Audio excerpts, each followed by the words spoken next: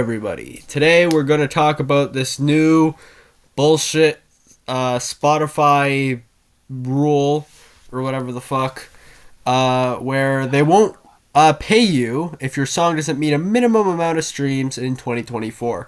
Now, I've seen people defending this, saying like, "Oh well, it should at least get a bare minimum of 1,000, blah blah blah." Because why would they pay you if you can only get a certain amount of streams in a certain amount of time? Here's the thing, right? When you're an underground artist, the goal for you should be to get your music everywhere, right? And me and Destructor talked about this before the video started. How basically, you should put your music everywhere: YouTube, Apple, SoundCloud, wherever the fuck you can, right? So obviously you shouldn't just go to Spotify. But the thing is Spotify is the monster of music streaming, and nothing comes close. Like you'll find all the big numbers on Spotify. So the fact that a company like Spotify, who's worth $31 billion, can't pay their fucking underground artists who pay to use their fucking platform just to promote their music, the streaming money that they get, the streams that they get and the money that they should get for it, is absolutely absurd to me. Destructor, you put your take on this. It's more that classical greed, dollar bottom line bullshit. I mean, am I surprised? No. Am I sad and disappointed? Yes, because let's be honest here. How many artists are going to be as successful as, say, like Guns N' Roses, Metallica, Jay-Z, the cancer that's ruining football right now, Taylor Swift, Beyonce, people like that? How many artists are going to be like those people exactly? Very fucking few. Those are the 1%. And even they do want to say, oh, you can still have like a couple 100,000. Like, yeah, that's not terrible, but how much money that's realistically going to help you? Not a lot, and honestly, you only get a few hit songs from that shit at most.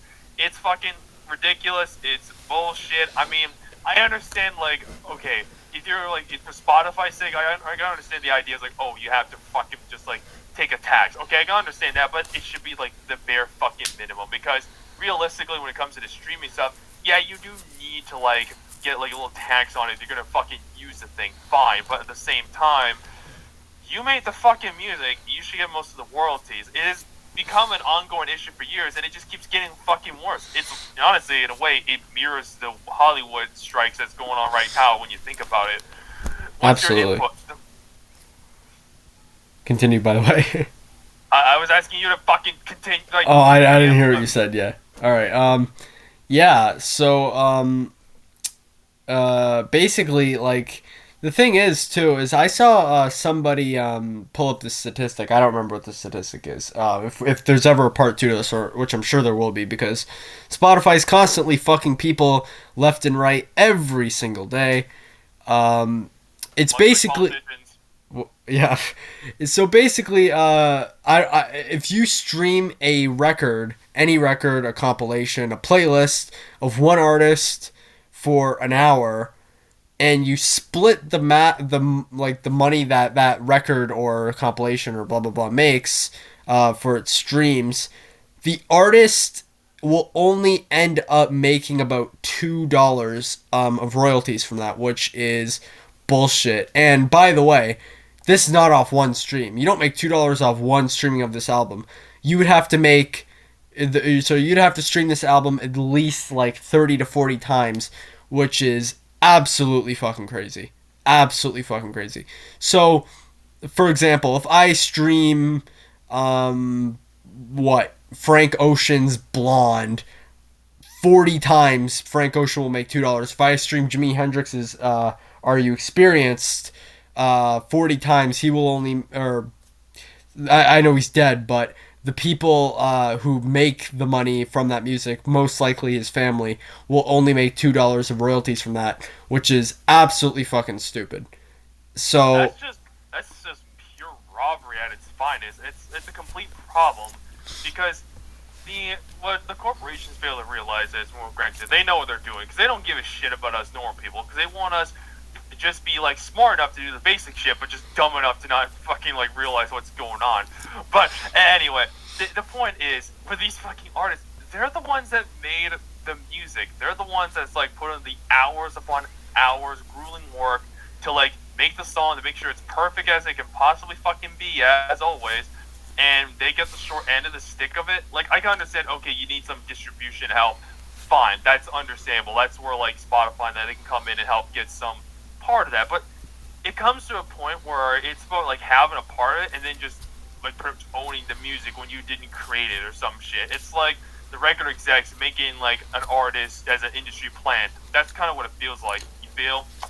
Yeah, and I also have to, like, you also have to mention in this argument as well, when it comes to the streams and shit, it costs more money to make this music than it does of what you get in return, right? Like, because this is how I don't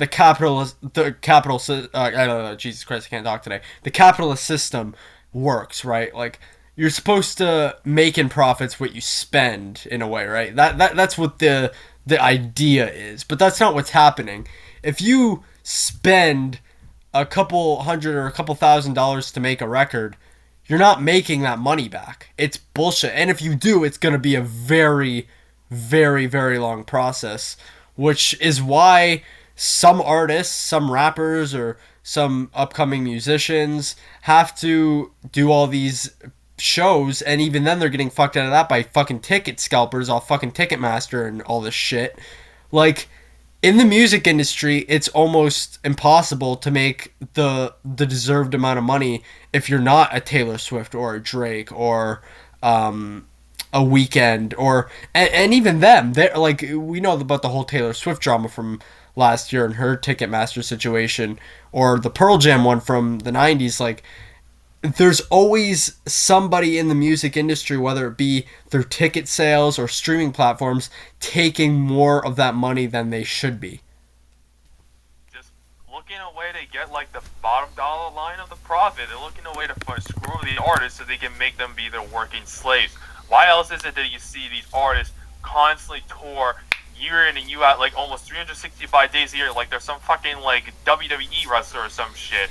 It's because of that reason, people. Yeah. Like, wake up. It's absolutely absurd to me.